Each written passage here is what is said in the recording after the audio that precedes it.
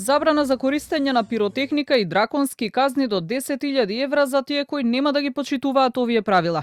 На првата собраниска седница по двонеделната пауза по трагедијата во Кочани, власта и опозицијата со консензус дадоа зелено светло за скратена постапка на законот за прекршоците против јавниот ред и мир.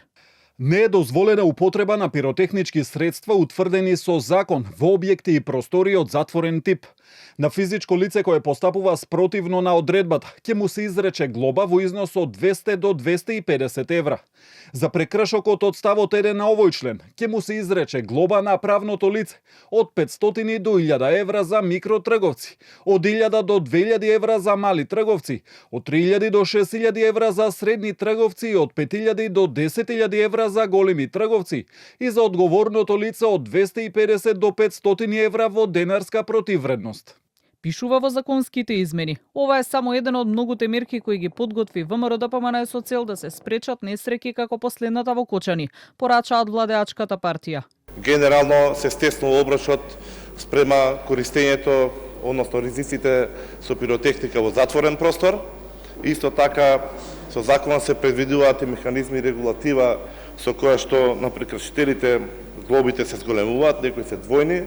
За оние со повторени прекршоци дури се предвидува и мерка притвор. Опозицијската СДСМ даде поддршка за овие казни кои ќе бидат корисни во иднина, но сметаа дека треба да има темелна истрага и одговорност за пожарот во Кочани.